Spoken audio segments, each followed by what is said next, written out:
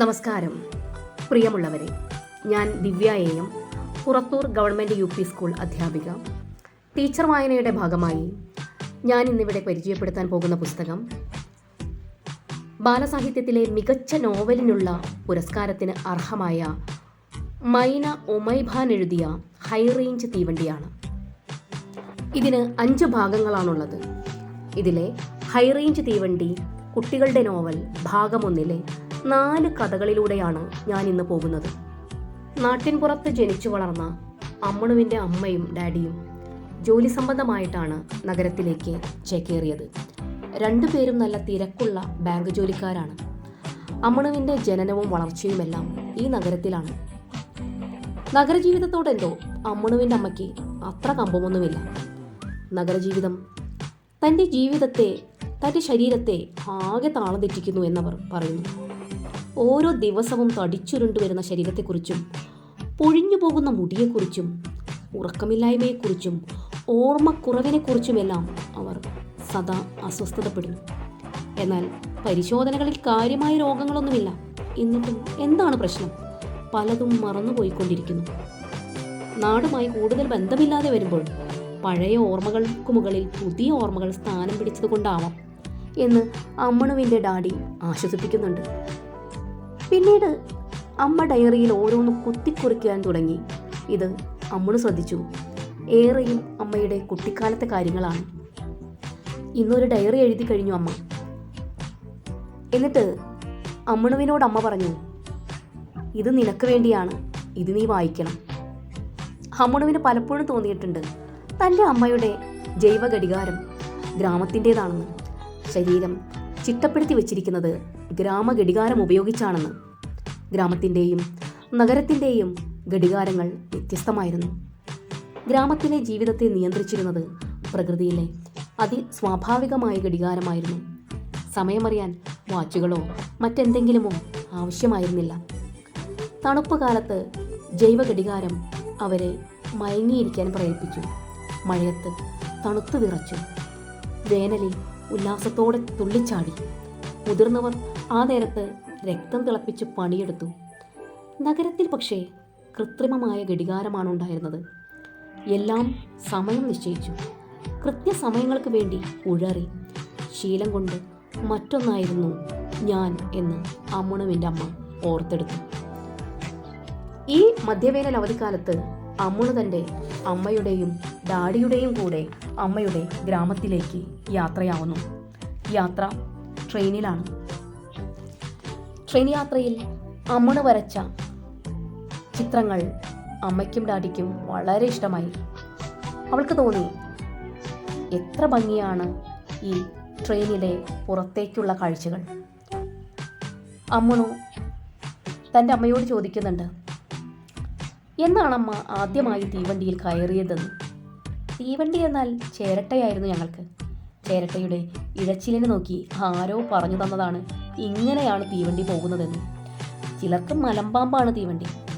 ഞങ്ങൾ ഹൈ റേഞ്ചുകാരല്ലേ, ഞങ്ങൾക്ക് എവിടെയാ തീവണ്ടി? അമ്മയുടെ വാക്കുകൾ അത്ഭുതത്തോടെയാണ് കേട്ടത്. ചുറ്റിനുമുള്ള മലകൾക്കപ്പുറം ലോകം കാണാത്ത ഞങ്ങൾക്ക്, ഈ ഹൈ റേഞ്ചുകാർക്ക്, തീവണ്ടിയും തീവണ്ടി യാത്രയും സ്വപ്നം മാത്രമായിരുന്നു.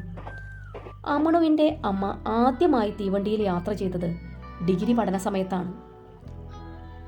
ഇപ്പോൾ അമ്മ കുറച്ചു കാലമായി സീസൺ യാത്രക്കാരിയാണ്. ജോലിസ്ഥലത്തേക്കുള്ള യാത്ര തീവണ്ടിയിലാണ്. ഹൈറേഞ്ചുകാർ എന്തു പറയുമ്പോഴും 99-ലെ വെള്ളപ്പൊക്കത്തെപ്പറ്റി പറയും. ഹൈറേഞ്ചിലേക്കുള്ള യാത്രാമാർഗങ്ങളെല്ലാം തകർത്തെറിഞ്ഞ 1924 ആ വെള്ളപ്പൊക്കം.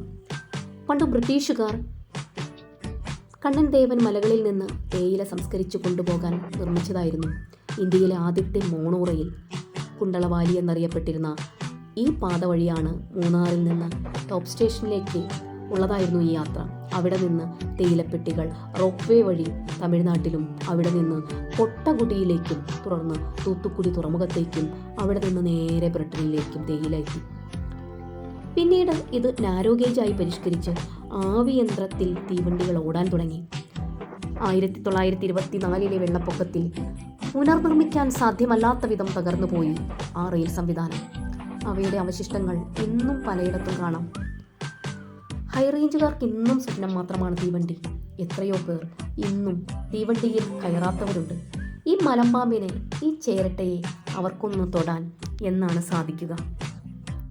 ഓരോ അംശത്തിലും ഗ്രാമീണയായിരുന്ന അമ്മുണുവിൻ്റെ അമ്മയുടെ ജൈവഘടികാരം പലപ്പോഴും പിണങ്ങുന്നത് നമുക്ക് നോവലിൽ കാണാം. മനസ്സുകൊണ്ട് പൊരുത്തപ്പെടാൻ ശ്രമിക്കുമ്പോൾ ശരീരം അതിനൊത്തു വഴങ്ങുന്നില്ല. പുഴയുടെ താരാട്ട് കേട്ടുറങ്ങിയ തൻ്റെ കുട്ടിക്കാലവും നഗരത്തിലെ കൃത്രിമമായി ഉണ്ടാക്കേണ്ടിയിരുന്ന തൻ്റെ രാത്രിയെയും അമ്മുണുവിൻ്റെ അമ്മ ഓർത്തെടുത്തു. അവളുടെ വീട്ടകങ്ങളിലെ ഗന്ധം സുഗന്ധവ്യഞ്ജനങ്ങളുടേതായിരുന്നു. കാപ്പിയും കുരുമുളകും ഇഞ്ചിയും ഗ്രാമ്പുവുമൊക്കെ വിളവെടുത്ത് ചാക്കിൽ കെട്ടിവെച്ചത് പലവിധ രസഗന്ധങ്ങളോടെ അവളെ ഉറക്കിയിരുന്ന ഒരു കുട്ടിക്കാലം അവൾ ഓർത്തു. ആധുനിക ജീവിതത്തിൻ്റെ സൗകര്യങ്ങൾ യാതൊരു ബുദ്ധിമുട്ടും കൂടാതെ വാഗ്ദാനം ചെയ്യുന്ന നഗരജീവിതം അവളെ ഒരു തരത്തിലും ഭ്രമിപ്പിച്ചില്ല. ഈ നോവലിൻ്റെ ആദ്യം മുതൽ നമുക്ക് കാണാൻ സാധിക്കുന്നത് ഗ്രാമത്തിൻ്റെയും നഗരത്തിൻ്റെയും ഘടികാരങ്ങൾ തമ്മിലുള്ള വ്യത്യാസം തന്നെയാണ്. ഈ വായന അവസാനിക്കുമ്പോൾ എൻ്റെ മനസ്സിലേക്ക് ഓടിയെത്തുന്ന വരികൾ വയലോപ്പള്ളി ശ്രീധരമേനോൻ്റെ ഏത് ദൂസര സങ്കല്പങ്ങളിൽ വളർന്നാലും ഏത് യന്ത്രവൽകൃത ലോകത്തിൽ പുലർന്നാലും മനസ്സിലുണ്ടാകട്ടെ ഗ്രാമത്തിൻ വിശുദ്ധിയും മണവും മമതയും ഇത്തിരി കൊന്നപ്പോഴും. അതെ, കാട് കാണുമ്പോൾ കാട്ടിലേക്ക് നടന്നു പോകാൻ വെമ്പിയില്ലെങ്കിൽ, പുഴ കാണുമ്പോൾ അതിലേക്ക് ഇറങ്ങാൻ തോന്നിയില്ലെങ്കിൽ, ഒറ്റപ്പെട്ട പാറ കാണുമ്പോൾ അതിനു മുകളിൽ കയറിയിരുന്ന ആകാശക്കാഴ്ച കാണാൻ തുടിച്ചില്ലെങ്കിൽ, നാം മനുഷ്യർക്ക് എന്തോ കുഴപ്പമുണ്ടെന്ന് വിചാരിക്കണം. എഴുത്തുകാരിയെ ഒന്ന് പരിചയപ്പെടാം. മൈന ഉമൈബാൻ, കഥാകൃത്ത്, നോവലിസ്റ്റ്, എഴുത്തുകാരി, മമ്പാട് MES കോളേജിലെ മലയാള വിഭാഗം മേധാവി. അവരുടെ പ്രധാന പുസ്തകങ്ങൾ ചന്ദനഗ്രാമം, വിഷചികിത്സ, ആത്മദംശനം, പെണ്ണോട്ടങ്ങൾ, ഒരുത്തി, ഹൈറേഞ്ച് തീവണ്ടി. ഇവർ കേരളത്തിൽ നിന്നുള്ള വിഷചികിത്സ ഗവേഷക കൂടിയാണ്. മറയൂരിലെ ചന്ദന സുഗന്ധം നിറയുന്ന ഈ ബാലനോവൽ ഹൈറേഞ്ച് തീവണ്ടി നിങ്ങളുടെ വായനയിൽ ഉൾപ്പെടുത്തുമല്ലോ. നന്ദി, നമസ്കാരം.